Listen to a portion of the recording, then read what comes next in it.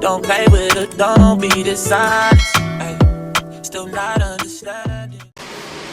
Hey you guys, it's me, Drika K, and I'm back with another video. If you're new here, please like, comment, and subscribe. And if you've been here before, welcome back to my channel. So this morning, you guys, I kind of just woke up with a heavy heart.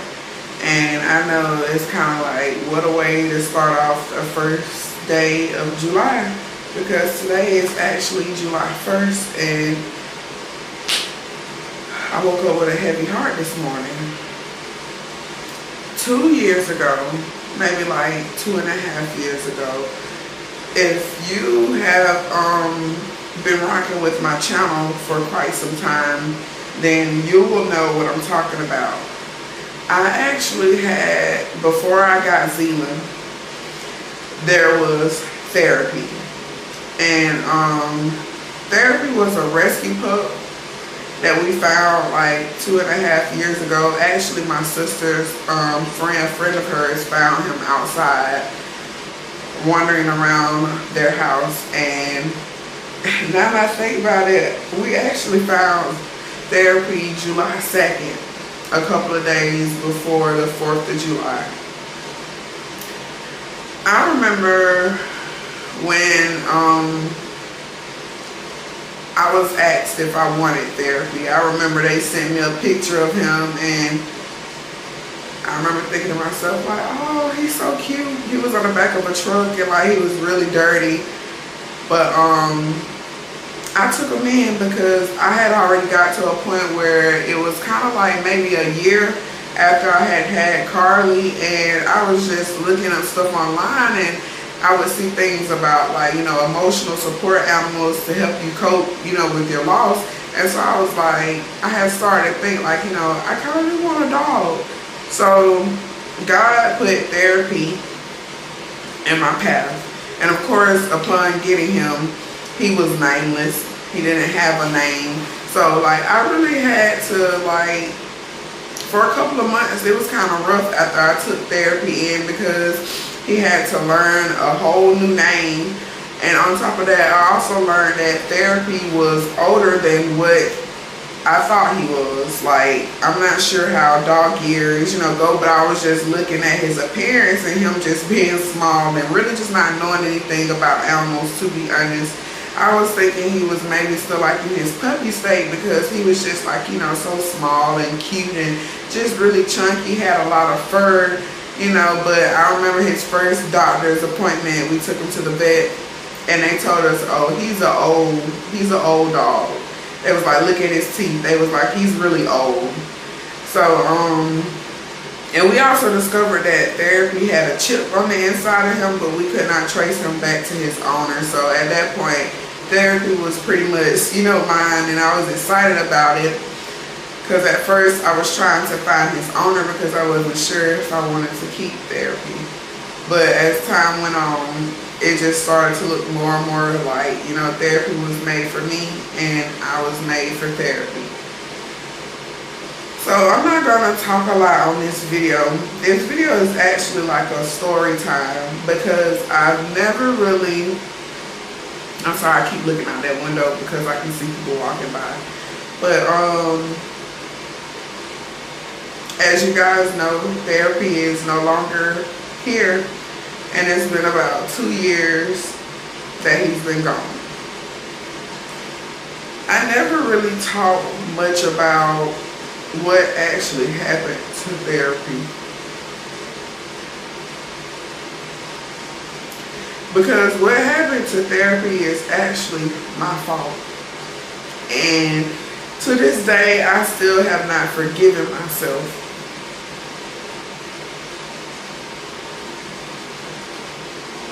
I still have not forgiven myself for what happened to therapy.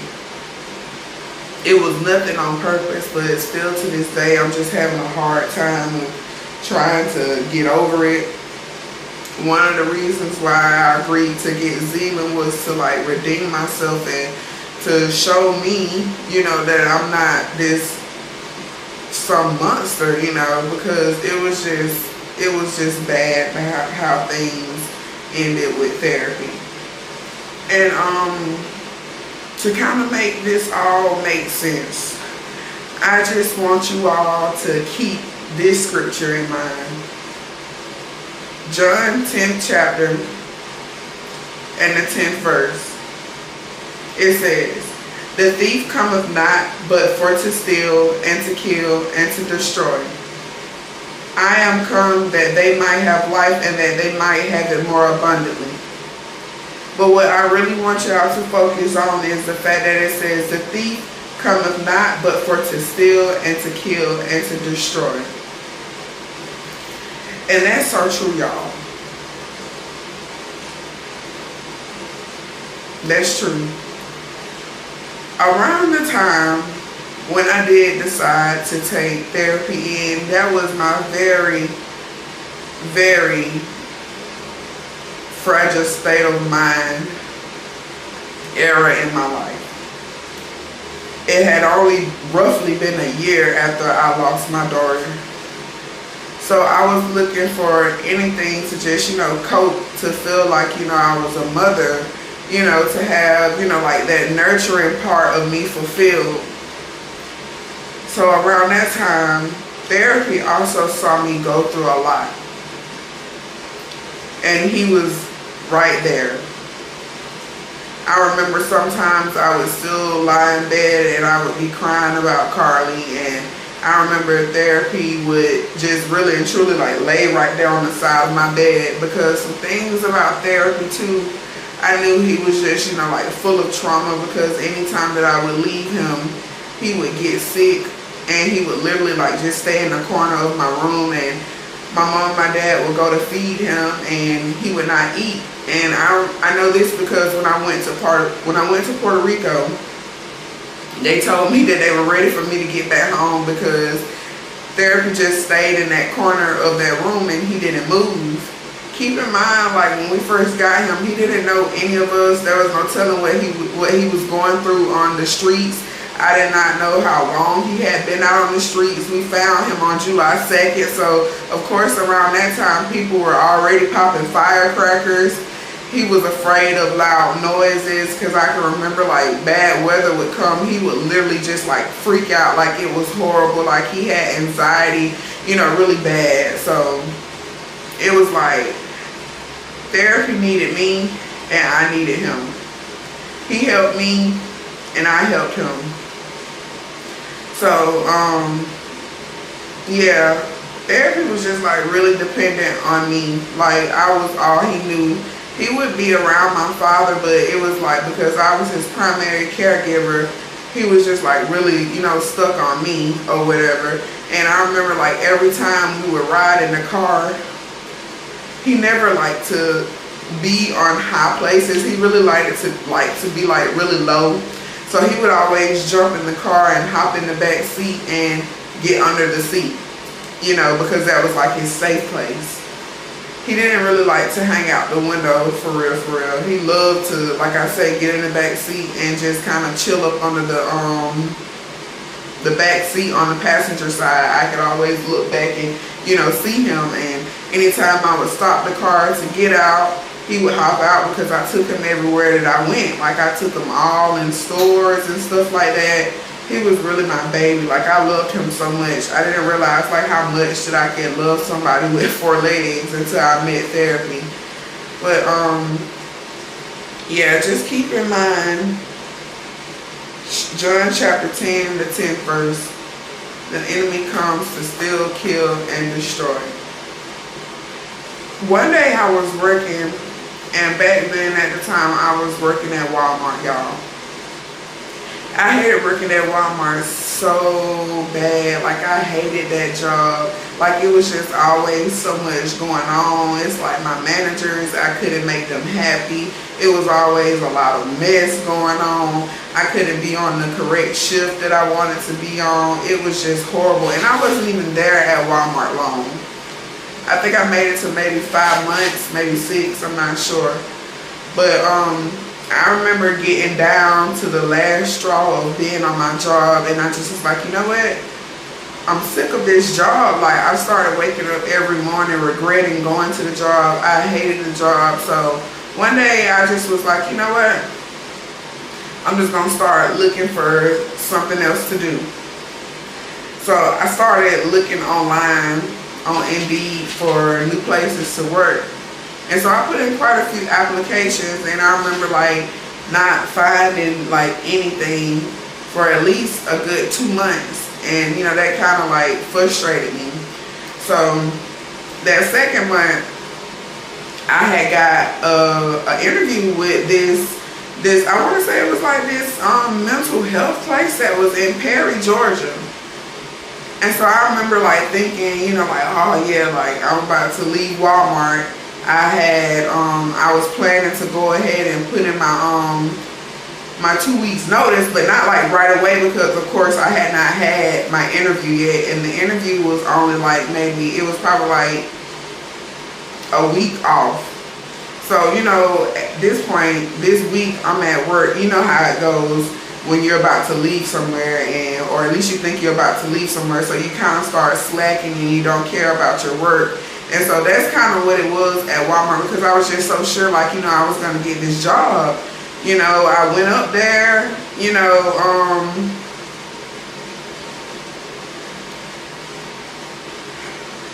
I went up there, and I remember like a week after being, you know, at work and just, you know, slacking off, I'm just excited. I got my hopes up. I went up to Perry, and once I got there, I could not find the building. And I remember going through my phone log trying to find the number so that I could call somebody. I found the number, and I remember calling them like 3 times. I could not get nobody. I couldn't get anybody. And so I got frustrated, because I'm just like, at this point, I'm over Walmart. It's time for me to leave. There's a bunch of drama going on. The managers, they don't like me for whatever reason. I'm depressed working there, because for one, there's too many energies, you know, working in the place, and I don't do too well with like too many people. Then I feel like really and truly Walmart is like this big high school where a lot of people are looking for validation. Like, they want to feel like they are someone because of, you know, their position. But, you know, I'm not going to get into that. That's neither here nor there. But, yeah, I'm just really ready to go. And, you know, these people, I drove all the way up to Perry. The building does not exist. The number I'm calling, they're not answering my call. So I remember like just pulling on the side of the road, and I started crying. Like, I started crying really bad. And keep in mind, around this time, I was not as healed as I am now. I was not as in control of my emotions like how I am now. So I really was like a ticking time bomb back then. It was already bad enough, you know, like I had lost my daughter. For a minute, I didn't have a job. I started working at a doctor's office, and I got terminated there. So that made me feel bad, because I didn't want to go back to teaching. So I was so sure that like the medical field was going to be my thing, but I ended up getting terminated from my job. That made me feel like, you know, maybe I'm just going to have to go back to teaching, and I'm just going to have to, you know, be around kids and suffer. And this is how my mind was thinking back then, because again, keep in mind, I'm unhealed. So yeah, like I said, I was terminated from the doctor's office job. I find Walmart, and it's not what I expected it to be. It's more work, more labor, and I just was not used to it. It was full of, you know, people and different energies, and that was just horrible. On top of that, I'm still dealing with the struggles of trying to cope with my loss. I'm going through family issues. Things is not the best at home. I'm still staying with my parents. It was just a lot. So that day on the side of the road, when I pulled over after realizing that the building did not exist, and that the company was not real, and that I had been scammed, basically, well, really tricked, because I mean, they didn't take anything from me, but it was all a joke. So I remember pulling on the side of the road and just, you know, crying, and everything hit me all at once. I'm like, I'm stuck at Walmart, and I thought I was gonna be able to leave. I don't know what's gonna come of this. Am I gonna be the type that's gonna be working at Walmart for the rest of my life? And so everything just hit me all at once. I started thinking about my family's problems, and it just got really bad. And I remember just crying and boohoo crying, and right when I was about to like really just break down and just, go into a deep cry, like a loud cry, my phone rung, and it was my mom, and she was asking me where I was at. A lot of times when my mama calls me and she asks me like where I am, she needs me because something has gone wrong at the house, or like I'm not putting everybody in my business or anything like that, but her and my father probably have, gotten into a heated argument, and she probably wants to tell me about, what happened, so I remember I got a call and she was asking me, where I was, and then she was like, well, let me just tell you this. And so she started telling me about, something that happened back home. And I remember just, being on the phone, being there, but not really being there because I don't really want to, hear it. Like I got my own troubles going on, right now. So eventually the phone call, it was over. And I remember just sitting in the car again, like, now what, Lord? I'm still having the same family issues, nothing is changing, and I'm just really adding on to my stress, and so I'm driving back to Cordell and I'm just boohoo crying, I'm breaking down, and it got so bad to the point where I was like screaming, like I was screaming to the top of my lungs while I was driving, and I was beating the steering wheel. I was crying so much, I actually had to pull over on 75 to get myself together because of I was crying really hard. I couldn't even see, tears was just, running down my eyes. My eyes are closed. I've been screaming. I'm stressed out. And like, that was not the first time that, I've got to a point like that, because I've had many episodes like that before. I've, healed myself, where I would just blank out and scream and, let the, really and truly let the enemy use me.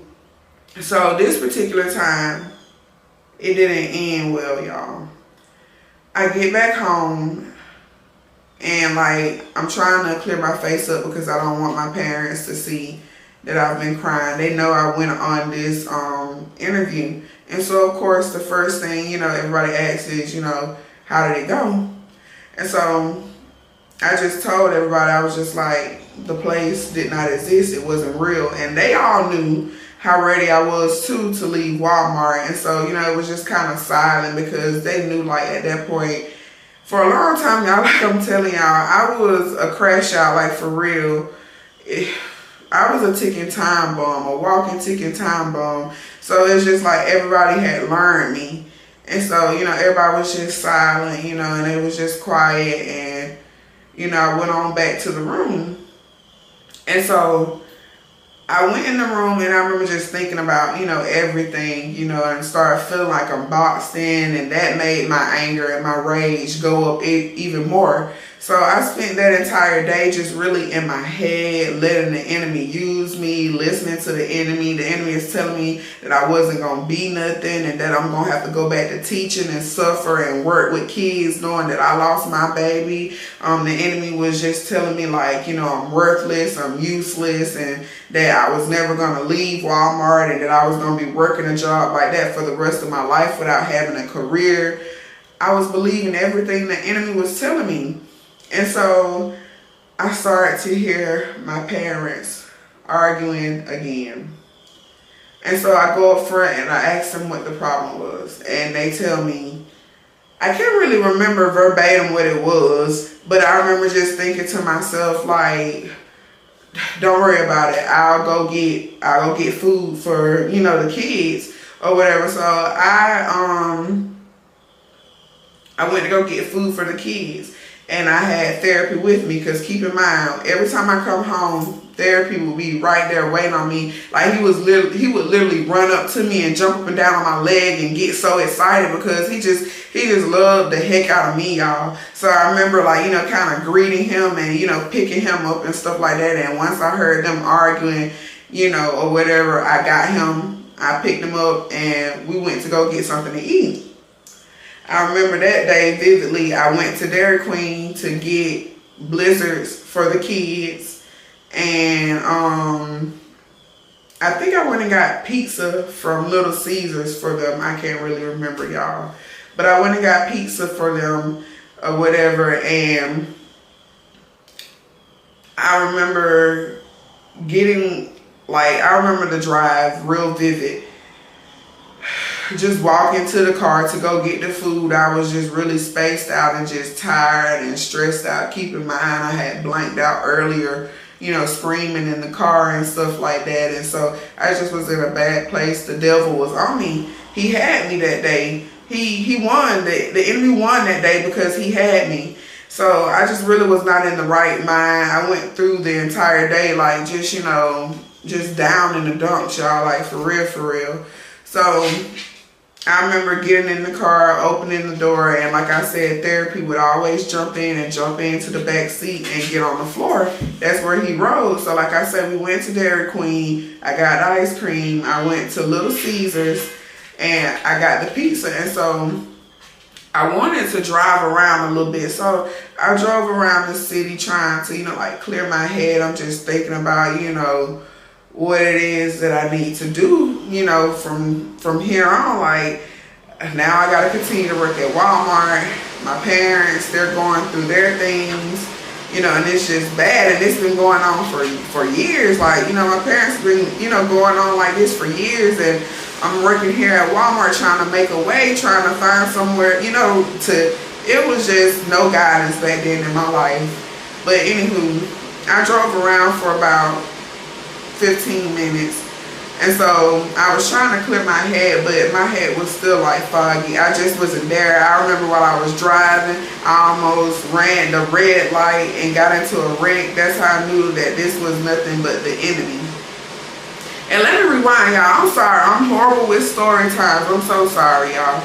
But keep in mind, like 2 weeks before all of this even went on, I was telling my mom I had this dream. And in the dream, I dreamed that therapy had passed away. I woke up and my heart was heavy. Like I had really been crying. Like it had truly happened. That's how I felt. Like I woke up, my heart was aching. And I remember I woke up and I just looked at therapy on the floor, because like I said, he always curled up in the corner, like somewhere up under my bed. So I remember I picked him up and I just cradled him and I held him and I just, I rubbed him. At this time, y'all, I had no kind of prayer life. I didn't know. I held him and, I kissed him and I told him I loved him. I had zero kind of prayer life. I had no idea what was going on. I had no idea that dream was an attack from the enemy. So I didn't know to pray against that dream. I didn't know. And so I remember going through the weeks, just constantly remembering the dream and just, just pushing it out of my head. I just kept loving on therapy even more throughout those couple of weeks. And so I decided to tell my mom about it. And she was like, oh, wow. She was like, that is a horrible dream. And she was just basically telling me, she knows how much, I said Zealand. But she knows how much therapy means to me. Everybody knew, me and therapy, we were like this. When they saw me, they saw therapy. That was my baby, for real. I would never do anything to harm him on purpose. So, yeah, I had that dream. But like I said, okay, I remember driving around. So I am still just foggy in the head. Like I said, I almost ran 2 red lights. And I knew at that point, I'm just messed up at that time. So I get home. And I'm carrying the pizza and the Blizzards. And I had a few other extra groceries, y'all.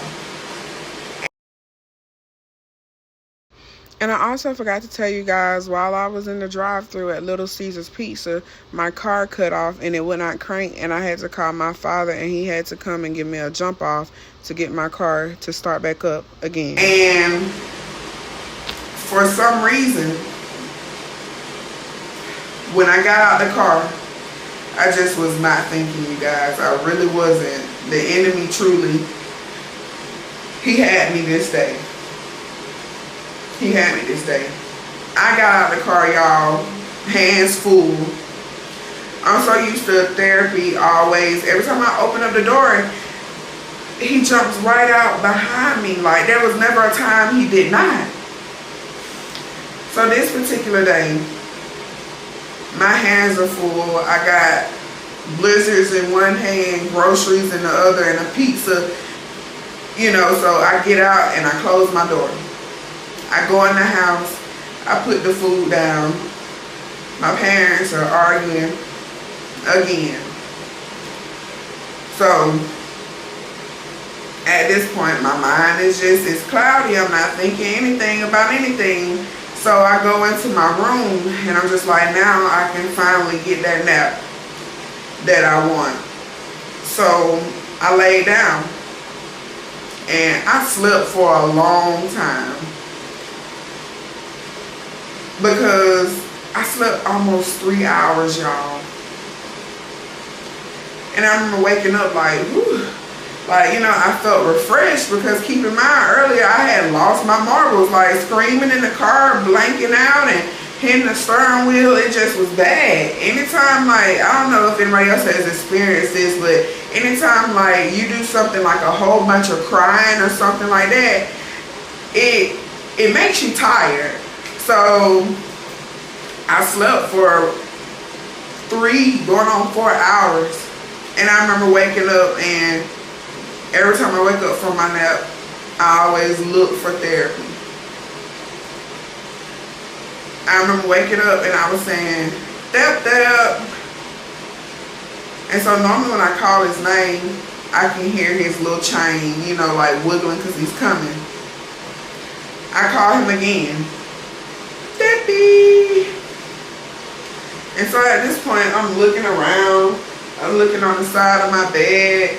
You know, I'm looking under my bed, all the spots that I know that he would normally be.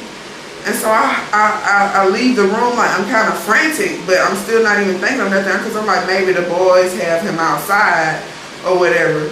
I walked past the boys' room and I asked them had they seen therapy, and they was like, no. And so at this point, it's strange. My mama's laying on the sofa chair, she's asleep. My dad's right there in the room, he's watching TV. So I start walking through the house like real frantically, still not, you know, really thinking, you know, nothing, because I have never, like, he's always right there with me, like always, you know, so I'm not thinking the worst. So I'm outside and I'm just, you know, running around and I'm calling his name. Therapy, Thep, where are you? You know, just looking for my baby, y'all. So something just came in my mind. It was just like, look in the car. And I didn't look there first. Like, I've never done this before in all of my time of having him and all the rides that we've taken. This has never happened. I look in the car, y'all. In the front seat, well, in the front on the floor, therapy was right there. Therapy was dead.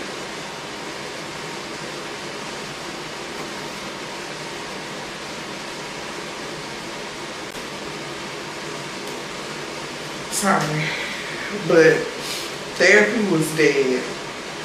I had left my baby in the car, y'all.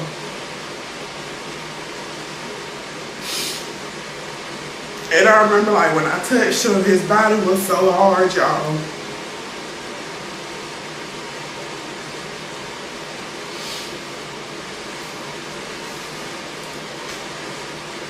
His body was so hard. And I remember I ran in the house and I was just screaming, no, he's gone.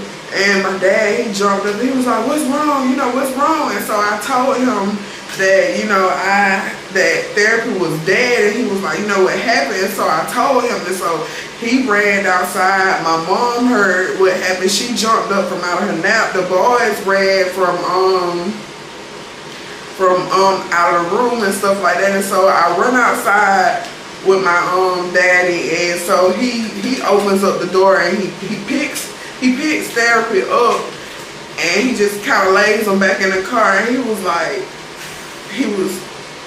I'm not gonna say it, well, for the purpose of this video, because he was like, damn it, you know, whatever, because everybody had grew to love therapy. And I remember like just crying and boo-hoo crying. My daddy is, you know, still upset all that day, you know, because my mama had been going through things. And so I know that like when people are going through stuff, they say stuff that they don't really mean. But I remember my daddy telling me, don't cry now, it's all your fault. And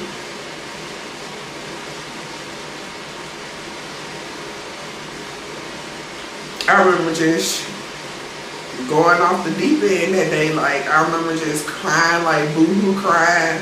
My mother had called my sister and told her what happened. My sister was crying, like the entire family, you know, was crying and stuff like that. And I'm sitting outside, you know, just sad about everything. I'm watching my daddy get therapy and put him in a trash bag, and, you know, he took them off. And I remember like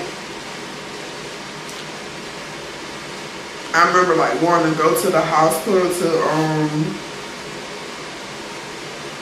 to like go get myself, you know, sent off, because I was at my breaking point. Like I really wanted to kill myself. Like,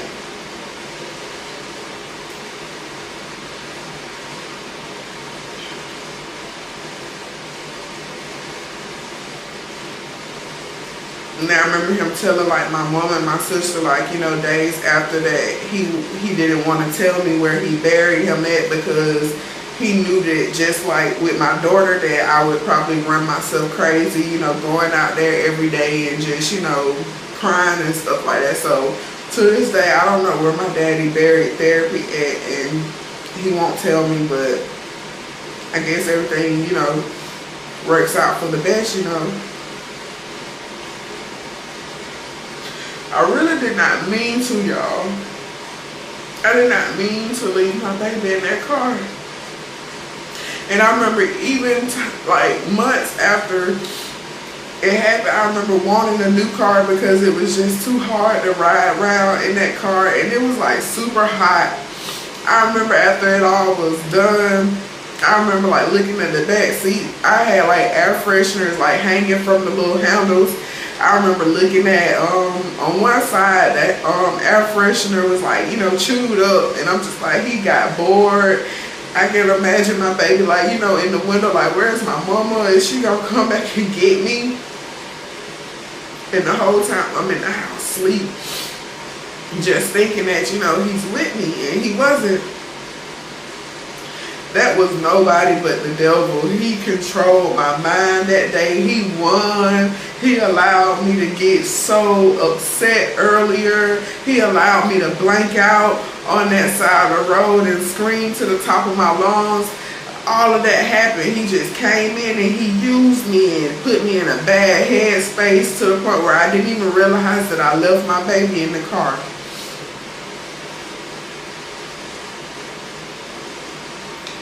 And then I remember months afterwards, I just felt like, you know, I needed to release, because I had not, you know, spoke on, you know, what happened to him. A lot of people just knew that he was gone. I was ashamed to say anything because I didn't want to be judged. I didn't want people, you know, to think that, you know, I'm some animal killer, because it was an accident. And I remember making a post on TikTok, and the post, it went viral, and I had some good comments. I had some people, you know, to say some things like that happened to them where they actually left their dogs outside.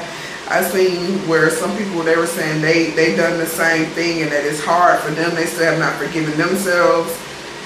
And I also received a lot of hate comments, people calling me an animal killer, and that I shouldn't forgive myself, and that I need to rot in hell. And of course, me being me, I believe those comments over the positive ones. And so it made it hard for me. It made it real hard for me. And I went on, with my life, still not really forgiving myself. Like right now, I'm better. I realized like what happened, and I made a promise to myself, after all that had happened, that I've never let myself get that angry again, because getting that angry again caused me something that I love so dearly. Like, I never want that to happen ever again. And like, ever since I promised myself that, I told myself, you can't get that angry again, because there's no telling what's gonna happen if you get that angry again. And I remember, telling people, I remember telling this lady that I had met online, and I was telling her about it because she said something similar happened to her. She accidentally left her baby outside, her puppy outside, and he died. And I was telling her like how I had a dream before it all happened, and she just was like, you know what, baby? She was like, forgive yourself. But she was like, I hope after this that you develop like a prayer life with God, because she was like, the enemy, he attacked you through your dreams. And so I remember like that day forth, just, looking up, the attacks of the enemy, trying to, like educate myself. And I seen like a lot of videos where people were like, they would have, like bad dreams, that people were dying, and how they immediately, like woke up and rebuked the dream, and, they started praying over it. No weapon formed against them shall prosper. Just, really praying over the dream and rebuking the enemy. See, I didn't know anything about that. And so I basically fed into it, and the enemy came to steal, kill, and he destroyed. I'm still working on myself today, like getting over it. A lot of times I look at Zealand, and that's why I just go so hard for him. Like, I give him the best of all things, because that was what I intended to do with therapy. Everybody knew I had therapy spoiled. So it's like I got Zealand to like redeem myself. And like, just like I include my daughter in everything I do, I include therapy as well. Like, every time I'm doing something, I always say that this is for Carly and therapy, because those are my babies. And a lot of people are like, you are insane. Like, it was just an animal. He was more than just an animal. He really helped me like nobody understands. Therapy really helped me for real, and I just can't help but to think like I saved him from outside, and then I do something like this. Like, I feel like I betrayed him. Like, I let him down big time.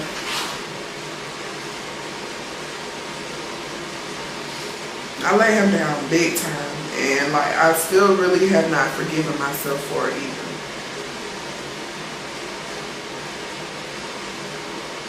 And I woke up this morning with a heavy heart because I was thinking about him. Just like I did with my daughter, I had to get rid of all of his pictures off my phone and put them on a USB drive so that I can heal from, the loss. And I've been, it's been on my spirit to record this video for a very long time, but I've been scared to put it out because of what people, are going to say about me. But I prayed to God about the entire situation. God knows that it was an accident, and that I've changed myself since then. Ever since that incident, I don't let anything upset me anymore like that. If I notice like somebody is trying to like push me to the point of, like where I'm blanking out like that, I remove myself from that person or the situation. I don't allow myself to get that upset anymore. And like, the beginning of this year, I felt myself getting that upset. Really and truly, I got just that upset. But I remember thinking to myself, like, remember therapy. And I remember I started calming myself down and I started praying. Because at this point back then, I didn't have a prayer life. I didn't know to pray. But now I know to pray. I learned. Like I said, that happened like 2.5 years ago, somewhere like that. And it truly, I designated July 2nd as his birthday because that was when I found him. So, we didn't even make it to a year together. He died 3 days before July 2nd.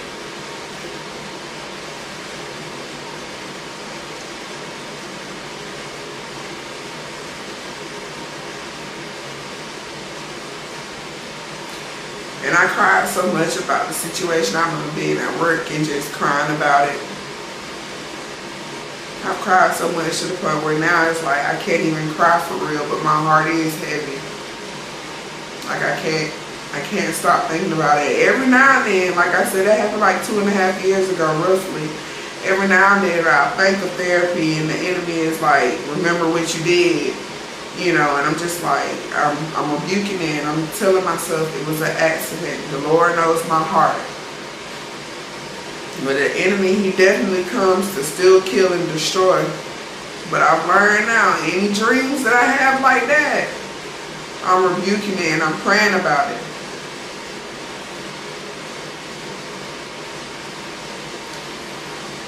I'm just praying about it.